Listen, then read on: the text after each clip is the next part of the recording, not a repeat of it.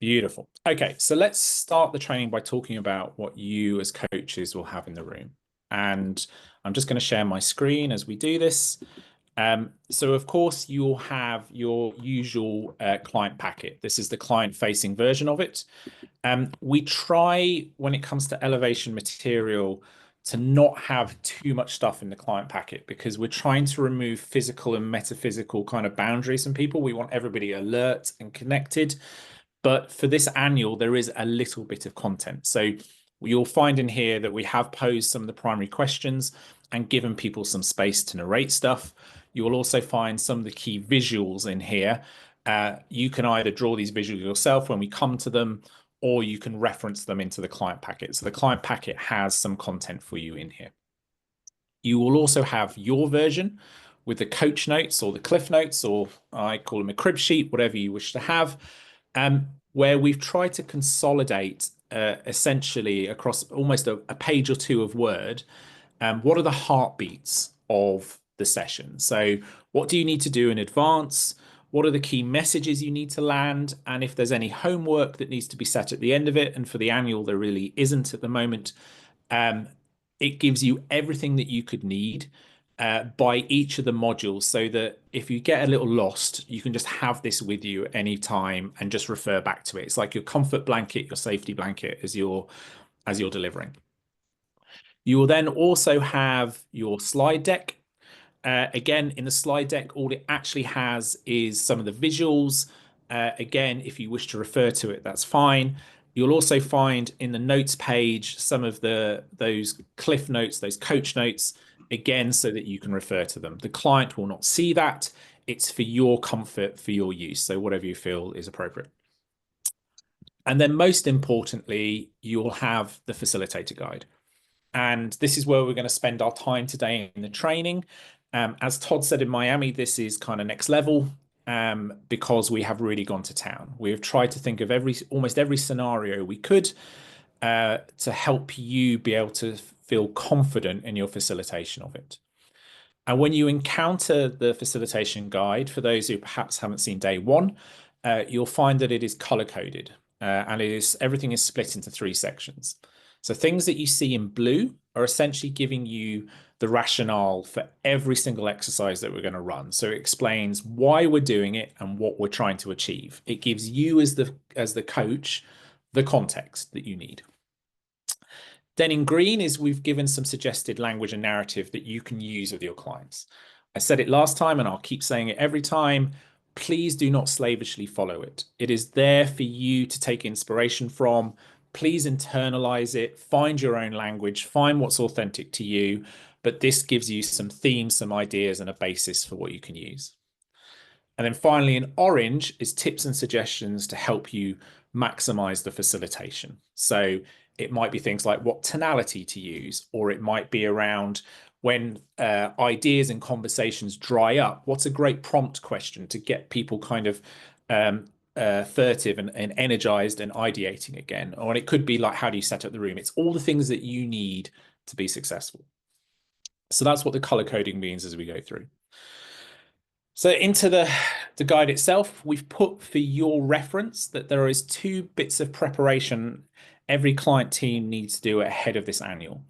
And I try and encourage people to give people at least 5 working days notice if possible. Now, you might have an annual coming up in 3 days, and therefore it is what it is. But the more time that you can give people, because they're often traveling and busy, the more likely you are to have an enriched session where people turn up with what you want them to turn up with. So there's 2 things we're going to ask them to do. The first is to bring a pride-based object, so something that best represents a moment or event that they're most proud of. And then we're going to ask them to write a short letter from their future self. So something that could be read out in a couple of minutes, where it's their future self set 5 years from now, talking to them about the leader they've become. And I won't go into the detail behind each of those right now, because they're covered further down in the guide, and it would be a bit incoherent if I started bouncing around it. But just to give you as coaches, this is the things that you need to be engaging the client with in advance to make sure that they do. So then we're into introducing elevation. Now, again, if you've heard day 1 immersion, it's exactly the same. But I actually think January is the perfect, January annual is the perfect moment for introducing elevation, because many of our clients will be in the headspace of setting personal growth and transformation goals at this time of year.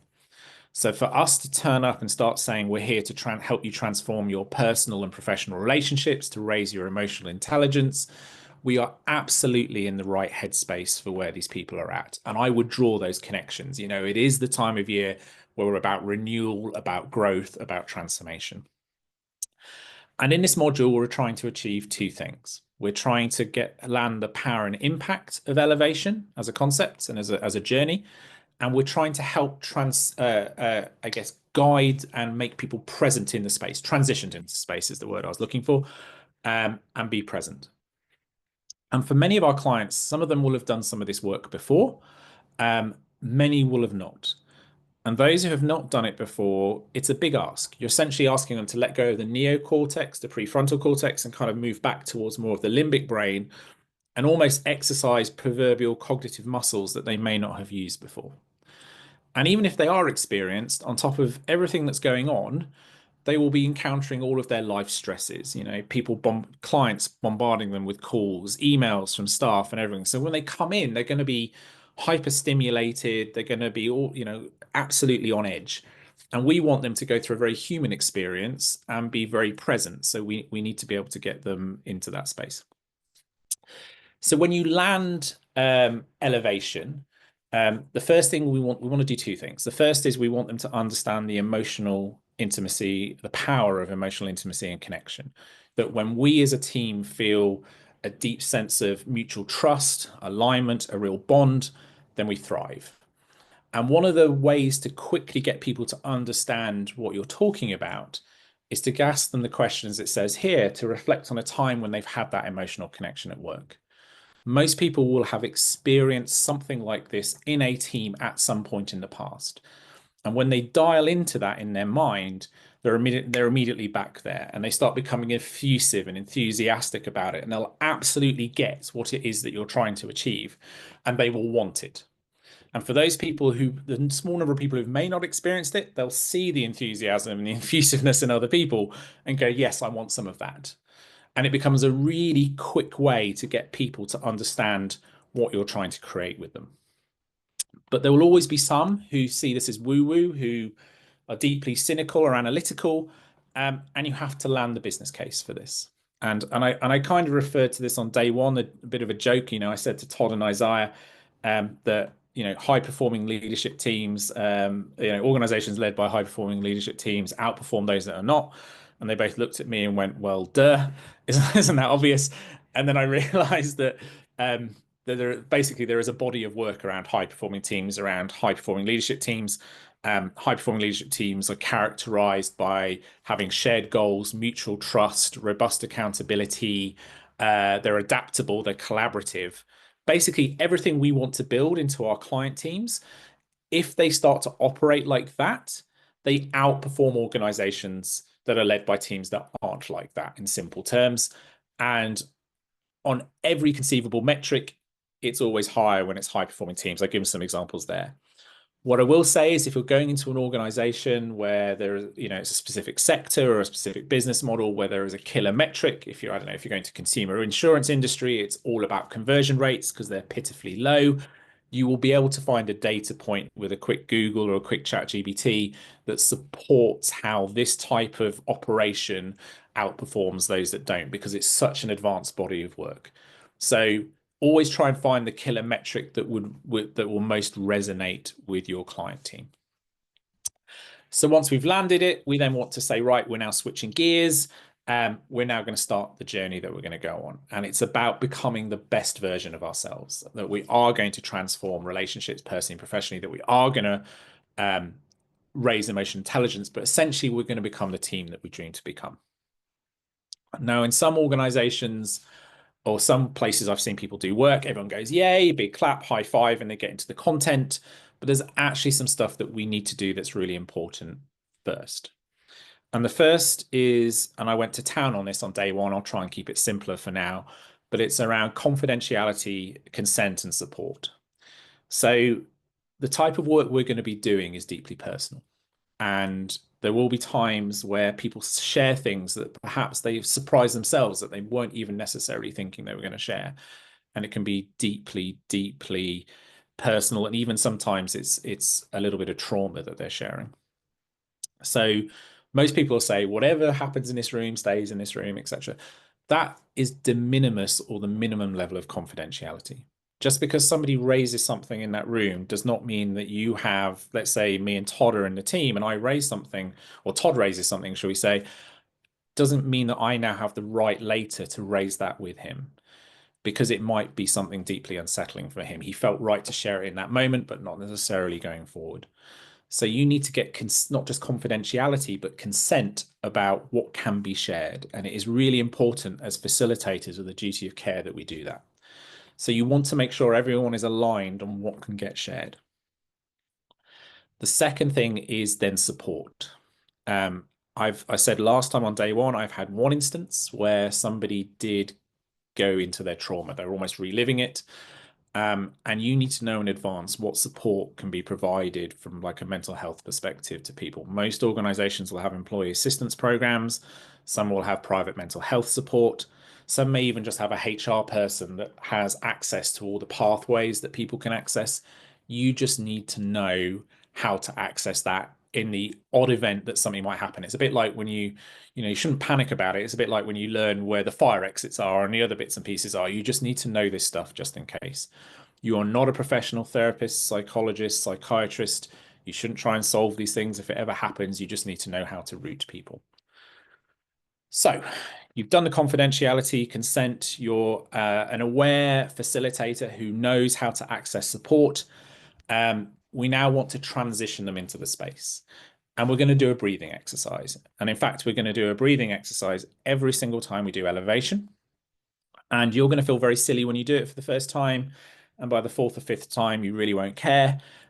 You've just got to get over the hurdle. And in fact, they will look at you when you suggest it like you're insane.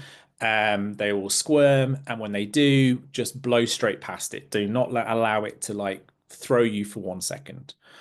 And the reason we're doing breathing is two reasons, actually. One is we talked again in Miami and just recently about people have overstimulated brains and nervous systems. When we breathe, that depresses it. So, we're trying to do that. And as you breathe, deep breathing, you drive oxygen to the brain. That in turn helps regulate your emotions. It also drives greater clarity and thinking. You become much more, oh, I'm hearing echo. You become much more present. And the second reason is we want to create rituals around elevation. We want to have a sort of psychological short circuits that, and now we breathe and now we're back into this space. So it has that. I'm going to do a quick demonstration of the breathing. I'm not going to do the whole thing, but I did it on day one and I will do it for today so you don't have to go back and watch. We're going to do a variation of box breathing. Box breathing is normally you inhale for 4, hold for 4, and then exhale for 4. I've seen some people struggle to hold for 4. I'm not giving any comment on why.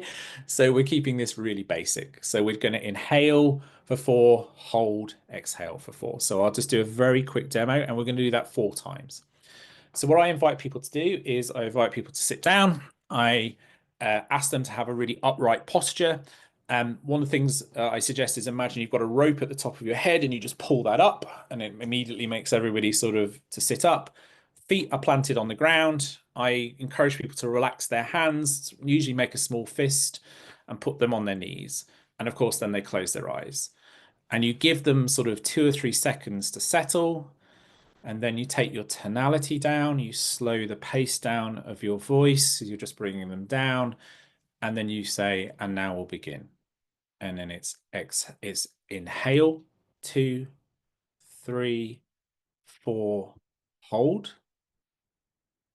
Exhale, 2, 3, 4.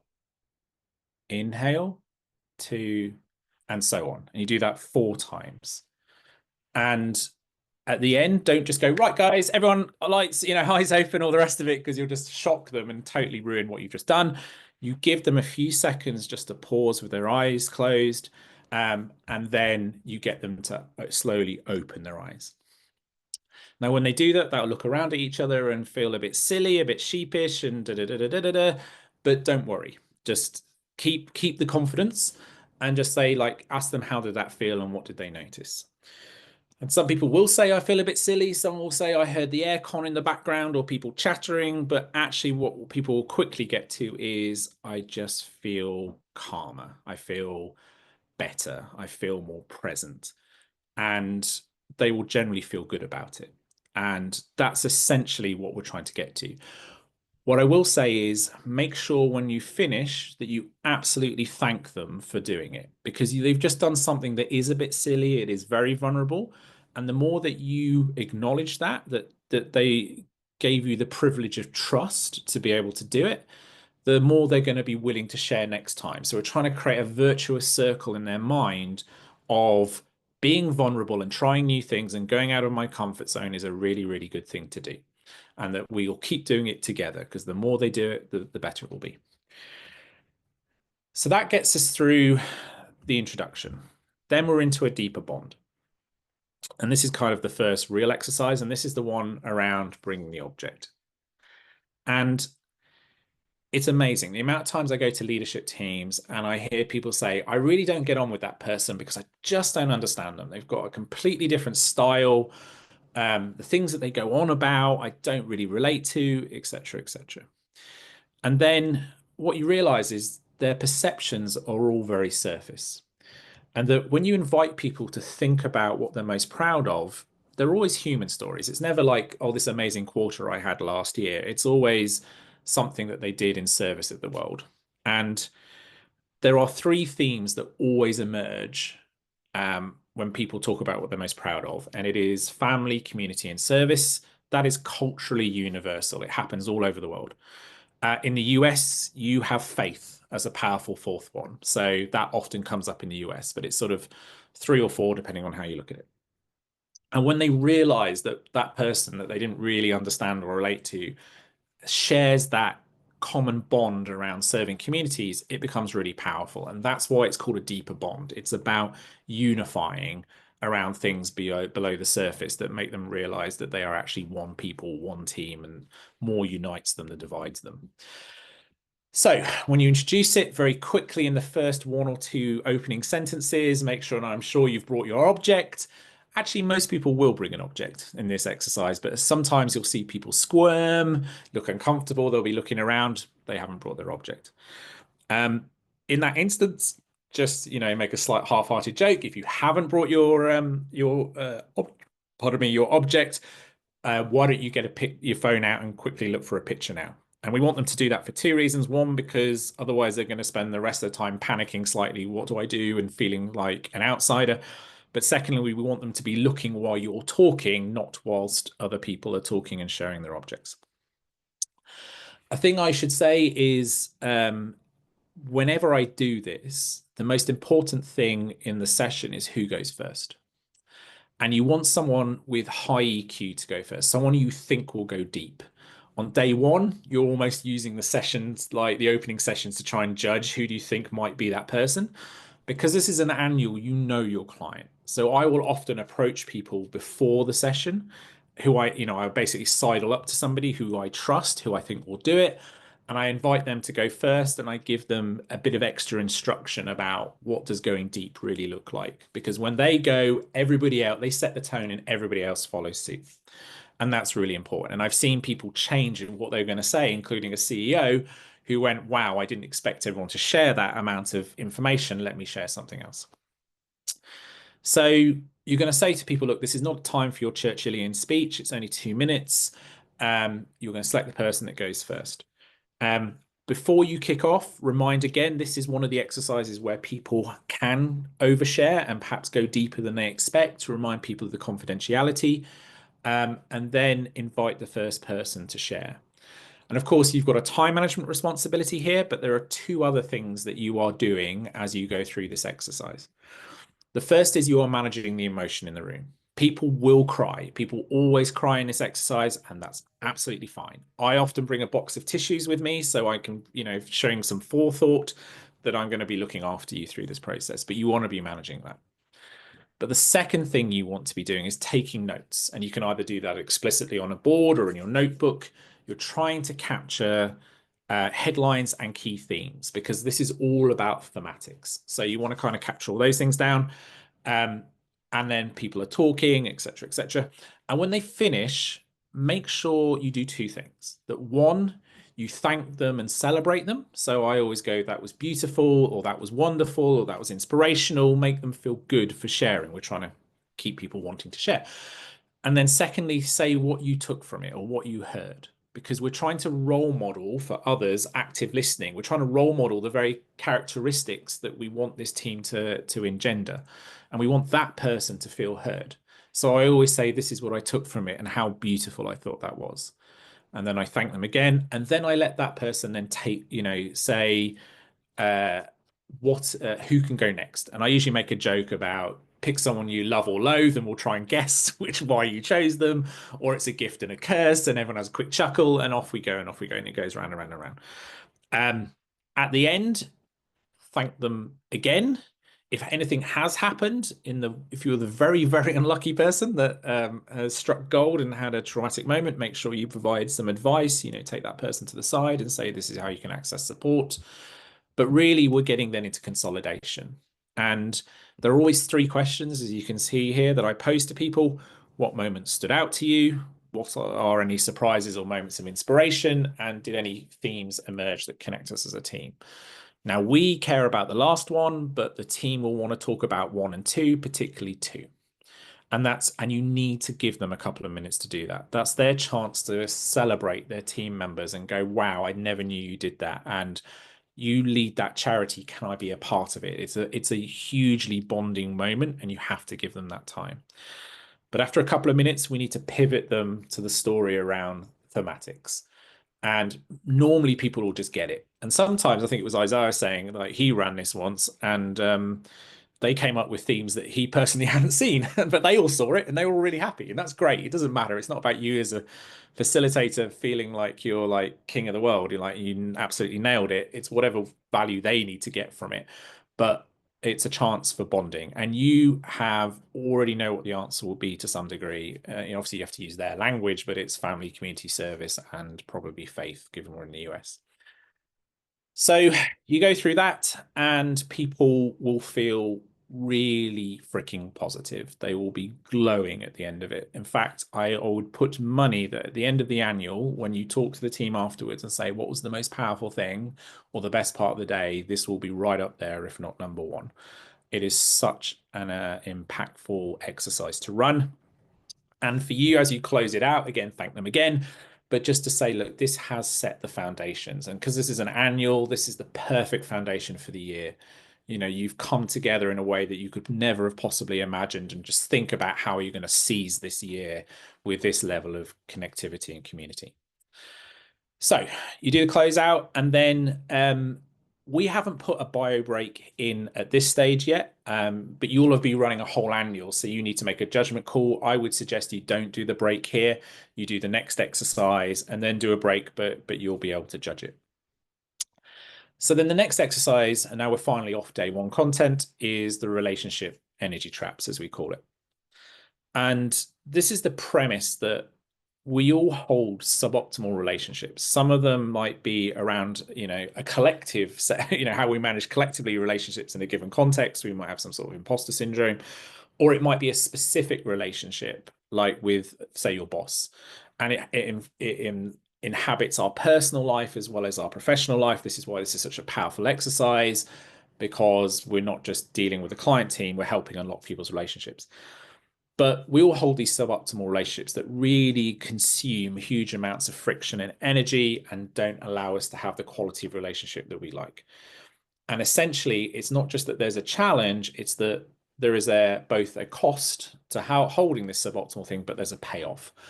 So I'll give you an example. So something like martyr syndrome is a classic example of this, which is you're holding a belief that I always sacrifice myself for the good of others, whether I'm acknowledged or not. And the payoff to that is I feel morally superior. I'm the one that everyone relies on and all that good stuff.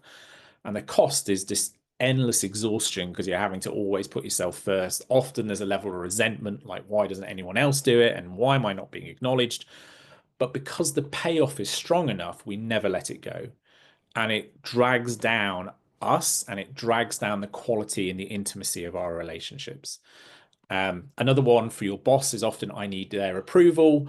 Now, we all like validation, but sometimes people over-index on it to the point where, my self-worth is tied to their validation. The payoff is when the few times I get it, I feel wonderful, but most of the time I don't, and my self-worth is denuded. I feel anxious about whether I'm going to get it, and so forth. So it's these beliefs that we hold, or these complaints, that stop us from being able to, take up a huge amount of our energy and negatively impact our relationships. So you're going to introduce it something along those lines, and then we're going to give a worked example. And you'll find this is the image that you will have seen in some of the client packets. Where am I going? Like here. And you can either, you can either just show them the image and talk it to it, or you can get up, as I like to do, on a flip chart on board and draw it. So for those that might not, let me see if I can zoom in.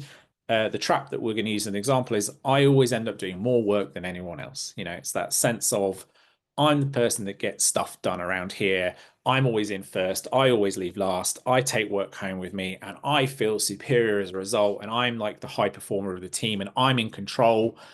And the cost is, yes, but what does that do to your relationships, like to your husband, your wife, to your kids, when you're never present? And even with other people at work who are like, why is this person always here? They're showing off, like they seem to be isolating themselves, doing something on their own. And then there's also the risk of burnout. Like, I can talk about that personally. But again, we learned in Miami that thinking isn't free. If you're spending all of your time doing this, you're consuming huge amounts of energy, and do you really get a chance to recharge? So you get to sort of, tell the story, write it up on the board, write up each of the circles, and talk people through it. What really matters, though, is that you have your example as well. So you need to tell a story about a trap from your perspective, if you can. And if this is the first time you're encountering this thinking, I bet you can think of some traps in your mind and start working on them now. So they're sort of in flight. In the spirit of transparency, my one is, I feel I'm the only person that can provide for my loved one. I have a really strong provider dynamic and mechanic. It comes from my father. The payoff is, when I'm successful and I make lots of money and I do lots of things, I feel really good about myself. But the downside is, I essentially was away from the people I loved, the very people I thought I was providing for, and they didn't want me to be doing that. They didn't need everything I was providing. And actually, my wife at the time was more than capable of looking after herself. She didn't need me to provide in the way that I thought. And I overworked, and it put me in hospital with a suspected bleed on the brain. Luckily, it wasn't. But this erroneous belief really consumed my life and stopped me from being able to be the husband, the friend, the father, and all the things that I want to do. So I often tell that story. So then, having told our own story, we then want them to start working on their own traps, to start identifying. So I often say to them, right, think about some recent complaints or frustrations or beliefs that you hold. Try and come up with sort of at least three if you can. Sometimes I've seen people say, just come up with one. Actually, people's first pass at this isn't always very good.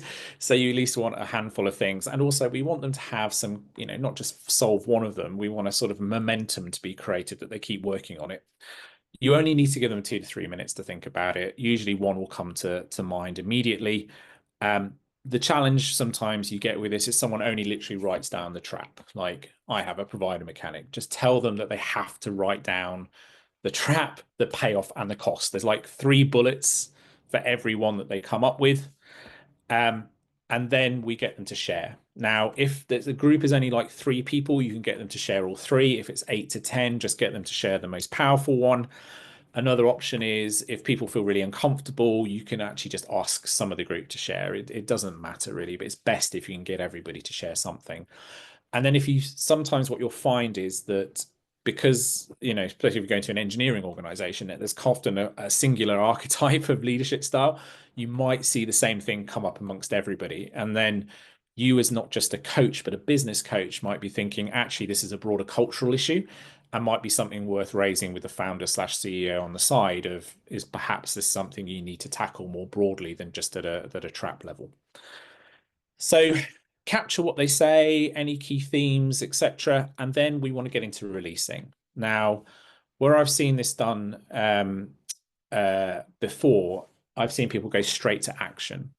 Now, a lot of and that never works, by the way. So um, if, for example, if I take my provider mechanic, this is something that I've grown up with since childhood. Just telling me to stop doing it isn't going to make me make it happen. I have to visualize a better future for myself and be able to see why that is demonstrably better before I'm going to be willing to let it go. So um, the next exercise we want them to do is to think about what would it look like if you chose to release this complaint belief? You know, how would you approach situations differently? What new story would you create? And what would be possible if that was true? So if I think about my provider dynamic, well, actually, if I didn't think I had to provide for everyone and solve for everyone, then if I chose to release it, then I'm not solving, I'm helping creating responsibility and accountability in others to do stuff. So I wouldn't approach situations where I'm like, here is the cash or here's the answer. I'd be sort of coaching them into like, well, what do you now need to go forward, and creating agency in people. And then if I wasn't spending all my time running around doing that for others, then I could be I'm about innovation, creativity, strategy. I could spend more time doing that and collaborating with people and those sorts of things. And you go, okay, that's things that would actually be really valuable to me if I work on it. So get them to reflect on some of that and start to picture and visualize how that would look different. They only need a couple of minutes around this. If everybody's come up with the same things, you could also do that in a group. It's up to you. If everybody's saying the same trap, then perhaps a joint visualization exercise can be powerful. But once we've got a vision of what this would allow us to do, now we can start action planning. And we don't want hundreds of actions set 4 years from now. We want something that they can do by the time that we get to the next quarterly. And then when we get to next quarterly, they can do some more and some more and some more. So get them to think about something that's absolutely specific and meaningful and achievable by the time we next meet, and get them to write them down. And if you want to get them to write 3 or 4, that's fine, but don't try and get them to write 10 because they just won't do it. So get them to write the action or actions, and then get them to share. And it's to not only make them personally accountable, it's also to make them accountable to each other that they're going to do it. And then a trap will often take several actions to unlock, but I try and get people to try and do at least an action a week. I know it says release a trap a week, but it's basically working on a trap a week. So try and get an action done. And for the first few weeks, there's lots to do, and then it will tail off. But we're just trying to create momentum. We want them to keep working on this. We want them to clean up these relationships. We want them to release this frictional energy, and to be able to have the quality of relationships that they want. So then we close out with a piece here around let's hold ourselves to accountable, and I can't wait to hear how you get on at the next quarterly. Then definitely have a break. I suggest 10 minutes just as a point of facilitation guidance. Some people will say take 10 minutes. Other people say come back at a specific time. Whatever model you choose, people always, as you know, come back late. But if you give people a specific time, more people will come back. Because if you say can't give them 10 minutes, then people will go at the 7-minute point. Someone will go, what time did we finish break up? And when do we be back? And someone else will say, oh, we said 10 minutes. And he goes, oh, I think it's about 3 minutes. And everyone rocks up 5 or 6 minutes late. It is always better to say be back at 3:40 than it is to say, even if that's an extra couple of minutes time, be back at 3:40 ready to go, because we are starting at 3:40. People will more likely come back, and it allows you to maintain your facilitation. So give them that guidance. They go off, they come back, and now we're into something called personal energy audit. And there are 2 premises sitting under this before I explain what it is. The primary one is that, unsurprisingly, when we work on things that fulfill us, that are productive, that are highly value adding, then we feel productive, fulfilled, highly value adding. It's not particularly rocket science. But actually, what you find is lots of people spend considerable amounts of time working on things that simply don't fulfill them or energize them. And as a result, they are less productive, and it drains them. The other softer premise is also taken from the likes of Dan Sullivan and their ilk around the idea if you want to be exponential, then you need to become singularly focused on the things that add most value. So you can't be a victim to your diary anymore. You can't just keep saying this is how we've always done it.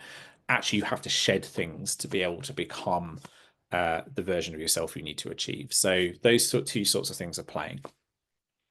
So what we're going to encourage them to do is to map out a typical working week, not in huge amounts of detail, but a typical working week. What activities energize them? What activities drain them? And then to spend time working on, firstly, how do we remove or shift those draining activities? And with the time that we free up, how can we use it to do stuff that is high value or energizing as individuals? It's a beautiful exercise because it can be life-changing for people. When I introduce it, I often explain exactly what I've almost said. I often use an analogy of a machine that, machines only work well when the right pieces are doing the right things in the right places at the right time. If you try and use the wrong cog or the wrong piece, at best, the machine works suboptimally and clunky and efficiently. At worst, it breaks, and it breaks quickly. So, but as leaders and as organizations, we often have the wrong piece doing the wrong thing at the wrong time. So if we can get everybody playing in the right role, then we will increase our productivity, our value creation, et cetera, et cetera. And I always give an example here, and you should need to think of an example too. So I was talking to Clay before this meeting, and I said, I absolutely hate analytics. I can do analytics, but if you give me any other task, if someone rings me, I'll be great. I cannot do the analytics. I can talk to this. It really drags me down. I have somebody who is a contractor who is brilliant at it, loves it, is about half my price as well. So I get him to do it. He loves it. I then use that time to do more strategy, business development work. So it's a win-win for all round. If you're creating something where we're all doing what we love and it's at the right price, the rest of everything else, it's a win-win to the business. So you need to give some examples from yourself, and you'll find later down that I give examples of stuff down here of things that you could stop doing. So if you don't have a story, you can absolutely steal one of these and sort of pretend that it is your story. What am I doing? Anyway, so we're going to start by building the energy map, and you need to give people a large piece of paper. Now, I've discovered, thanks to Todd and Isaiah, that the US is the only country in the world that doesn't use the paper standard of A1, A2, A3, A4. I've tried to capture the nearest I can get to it, which is sort of tabloid 11 by 17 inch. I'm not sure if that resonates with you. But if you imagine a piece of paper you would print in a document, sort of two of those side by side, that's the sort of size paper that you want. They can draw the map however they want. We're not, I've seen people do all sorts of representations. We've given a couple of examples here, and this is also in your facilitator guide. One is a bar graph where people literally just write the days of the week, and they have a line through the middle, and then they have energy high and low, and then they just map the things that they're doing and whether, it's all relative in terms of, it's not precise, but people then map through whether it energizes or drains them. Others like things like a 2x2, like amount of time spent high low, their energy, and they prefer that. I've seen line charts, I've seen heat maps. It doesn't really matter, but it helps if you can at least give people a couple of suggestions so that they've got something that they can steal or borrow. So you're going to encourage them to kind of write this out. Unsurprisingly, analyticals tend to like bar graphs and line charts a bit more. Strategists, visionaries kind of like the 2x2s, but it's totally up to them. I give them usually about 6 to 7 minutes. Now, you might think that's quite short. You can absolutely spend half an hour on this.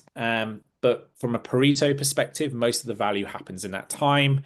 If you tell people 30 minutes for an exercise, they'll start pulling their phones out, they'll start running around, they'll start doing all sorts of things that aren't related to this exercise. By telling them they've got 6, 7 or so minutes, maximum 10, then they really focus. Two challenges that will happen. Some will try and get too over scientific about it. That's particularly analyticals. You need to remind people that you're just trying to get to something that's directionally correct. I've seen people try and create proper logarithmic scales of energy, sort of energized versus draining. You need to nip that in the bud, otherwise they'll be there all day. The second is sometimes people are a bit myopic about what might be draining them. They tend to think just about the people who work for them or their team around them. Just remind them about the multi-stakeholder world that they serve and operate in, customers, suppliers, regulators. Just get them to think laterally about all the things that could be going on. So you give them a time, they draw their map. Now, if we had 2 hours to do this exercise, you'd get everybody up to share their maps because it's a beautiful thing and people actually learn about it, their colleagues in a moment, because they go, oh, never knew that drained you. And you're pretty good at that, but I didn't know that it was actually a drag on you and all that kind of stuff. But we don't have that time, sadly. We want to get the most value in the shortest amount of time as we can. So instead, we'll get people to pair up and we want them to share their maps with a partner. And clearly, the things we're really interested in is the peaks and the troughs. Particularly the troughs, we want them to think about things they could do to bolster their energy. But just talking it through not only sharpens the thinking in the person's brain, it also helps them sort of go, yes, I really need to do something about this. But they also get feedback from their partner who might help them see patterns that they hadn't seen and indeed improve the quality of the map. So they'll come up with some initial ideas, they'll talk, but if you can, just keep them focused on those energy draining pieces.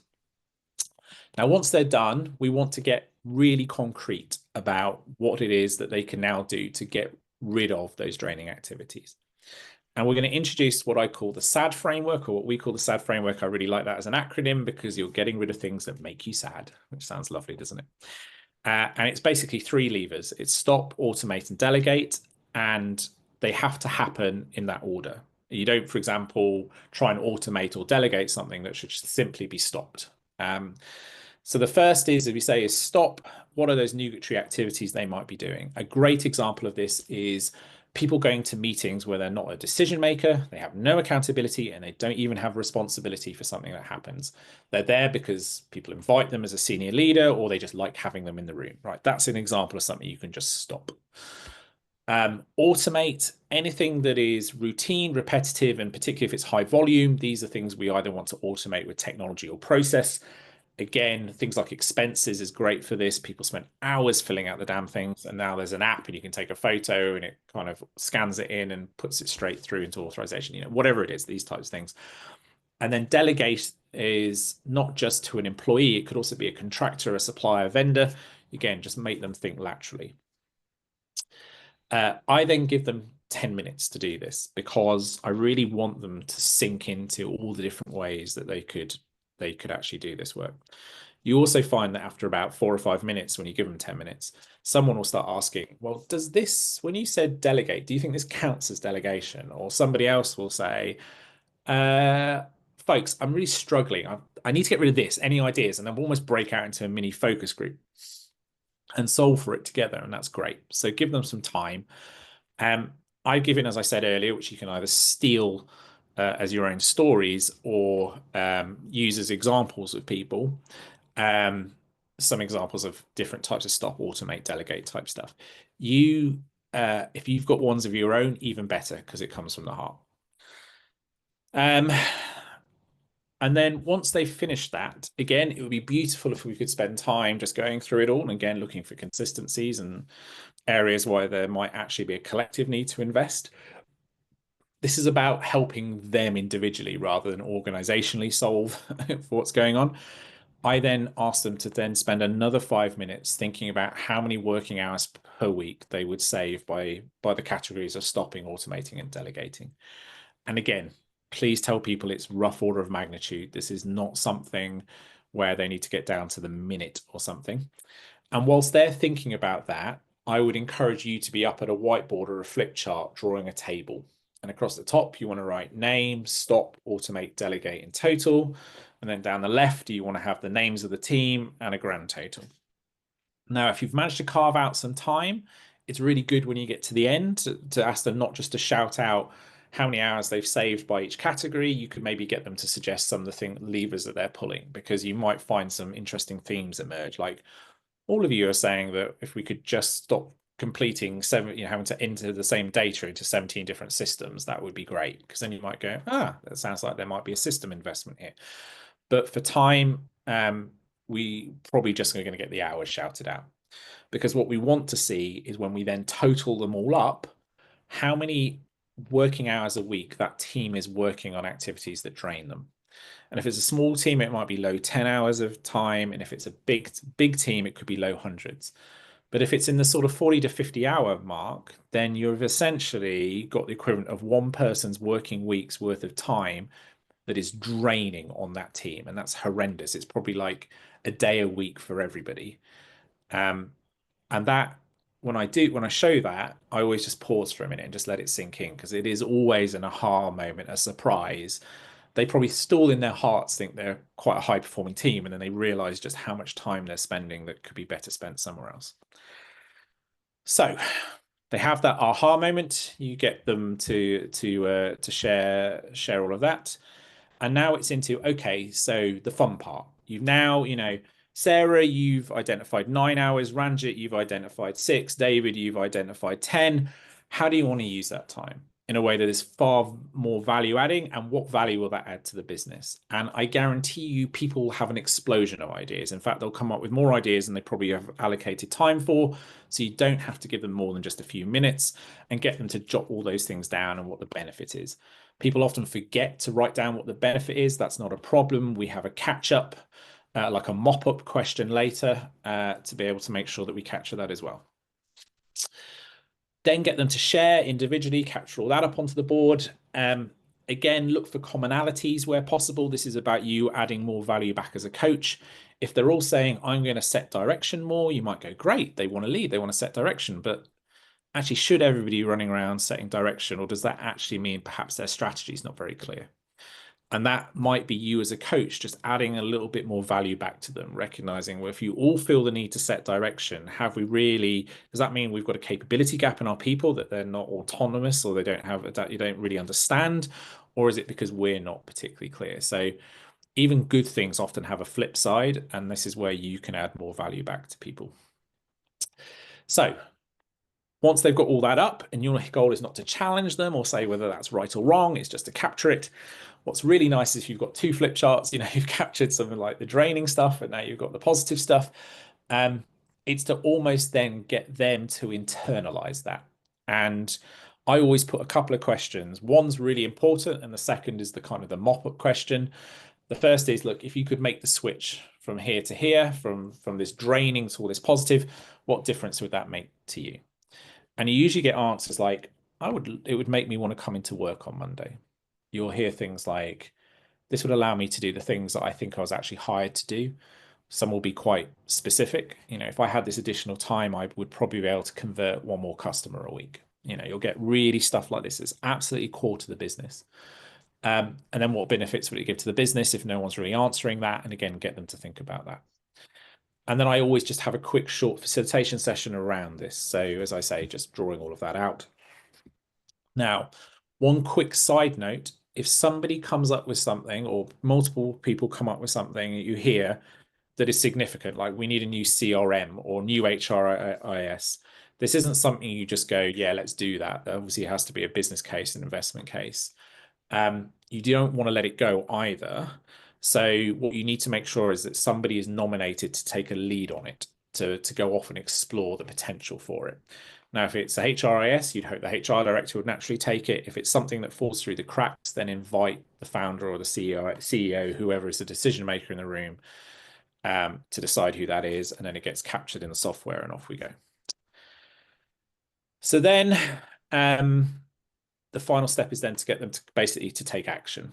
So we've got all of that. It's like, right, between now and the next quarterly, in the next 90 days, what are you going to do to move the needle that's credible? So we don't want dreamed up lists of 15 different things. Like, no, what specifically are you going to do? And we're going to capture that down, because otherwise we will just admire this going forward. And then we bring it to a close and just actually celebrate what they've done, right? They've recognized that there is genuine opportunity to transform the quality of their working lives, to have more impact on the business, and to do it in a way that's more energizing, and to optimize that machine that I talked to. And then you also want to say, and look, I look forward to hearing your progress when we meet. So now we're into the final then session, our future self. So this is where we have asked them to write the short letter. And we asked them to do it primarily, the premise behind this is two reasons. So the first is essentially you're asking them to visualize 5 years from now the leader they've become. And when they do that, and by the way, and I think I said it on day one, if the reason it's 5 years is if you say sort of less than 3 years, then everybody's current constraints and reasons why I can't are manifest and they just can't get out of it. And if you say 10 years plus, people, it all becomes nebulous and vague, and they're like, well, at this point, I'll be CEO of the world and I'll do all this, and it's just not credible. 5 years is just a really great stretch for people to still come up with something meaningful. But the premise is if you write down this is where I'm going to be in 5 years, the obvious question is why can't you be that now? What steps can you take to accelerate yourself to that path, along that pathway, and rather than waiting 5 years, get there in a year? The other softer side, and this isn't as significant as a deeper bond, but when we share our perspectives, our aspirations of who we wish to be, that does inspire other people. That does further bond the team. So we want to be able to do both. So in the introduction, a bit like with a deeper bond, you quickly want to get out. I hope you've had a chance to complete your homework. And I usually make it, if you see people squirm, just make a little bit of a joke. Okay, just to remind us, and then I walk through the 4 questions that we set, and I walk through them very slowly so that somebody who may have forgotten to write a letter has a chance to note them down and encourage them to try and come up with 2, 3, 4 bullets against each of it so that they can contribute. Again, as a bit like with a deeper bond, as we get into it, you're trying to role model this kind of openness, this active listening. You want to keep reinforcing to people the power of these kind of traits. Once you've introduced a session, again, remind themselves around confidentiality. There is a lot lower risk of people oversharing in this space because it's a future back session. So make sure still that people are aware that we're in a sharing space now where confidentiality and consent really matter. So make sure that they've kind of got that agreement. Then think about who goes first. Again, if someone, not just who is emotionally intelligent, but also good to holding to time, they're great to go first, as long as it's not the same person for a deeper bond. Get those people to that person to open up. Again, if you can, take your own notes through that. The biggest challenge here is always time management. People always start to go over. I usually I always keep my eye on the clock when there's 90 seconds to go, sorry, 30 seconds to go, 90 seconds in. I just give people a quick prompt to bring it together. Very rarely people struggle. But if they do, we've got some nice prompt questions there for you to have back of fag packet. Sorry, I can't use that language in the US. Fags are cigarettes in the UK. I know it doesn't translate well across to the other thing. Back of a cigarette packet.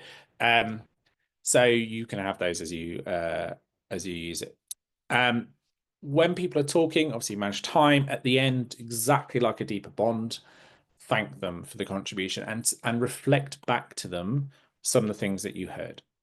And it's really important, again, that you listen to them, because then other people will start mirroring what you're doing when you do it. And again, allow them to pick someone who goes next, do it from a place of love or loathe and all that good stuff. And then a bit like we did with a deeper bond, although it's less important here, but it's just good for the group to do it. What surprised you, inspired you, what themes that come out. You're not looking for massive responses. You're just looking to cement what they've heard.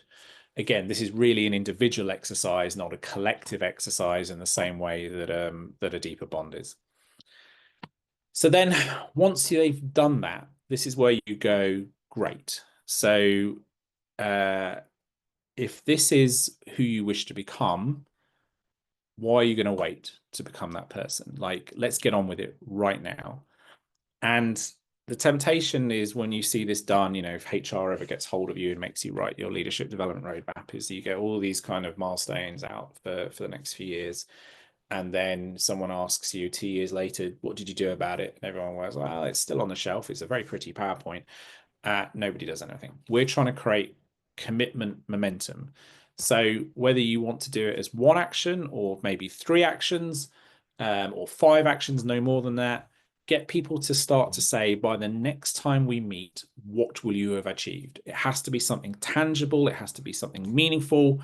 And to get them to start documenting it. And when they do, you then want to get them to share that back and capture it and go, like, it's almost like it's in blood, it's in stone. I'm going to bring this back next quarter and we're going to see how you get on, because I'm as invested in you and your leadership journey as you are.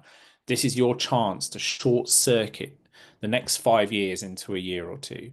And how beautiful would that be if you manifested your 5-year vision in the next year? So you capture that and you kind of play back. And again, you're thanking them all the way through. When they share the letter, you're thanking them at the end. And that, just to say how beautiful this is. Like, you are, you've bonded as a team, and now you're sharing your future visions and you're starting to get going, and how exciting this is that you're going to become the leader you aspire to be. Then we finally close out. For this annual, we're not over engineering it. And again, it's only the closeout to the elevation piece, not to the whole session. So we don't need to over engineer it. We want to, again, thank them for sharing and the contribution they made. Remember, it is a privilege for you to be there to do this work with them, and the fact they've trusted you to do it. And I sometimes say that to people, I feel privileged. And I just really want to thank you for allowing me to be part of this, because I know how important it is.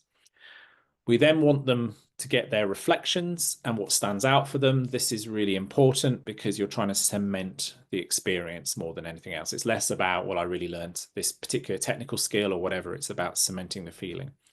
Whatever they say to you, you must write this down, because those short, sharp reflections are brilliant reconnective tissue for when you get to the next quarterly. Being able to play back their comments in the opening of the following quarterly immediately just takes them back to where they were. So it's another psychological short circuit. You can employ it when you get to the next quarterly, and people will be, oh yeah, I'm back in this space, aren't I? Just like the breathing, just like everything else. So they do their reflections, they close, and then you capture them down, and then you thank them yet again. There's lots of gratitude and thankfulness in it, and then you close the session, and then you move into whatever is next in the Bloom Annual. And that brings an end to the training, I believe. I guess it's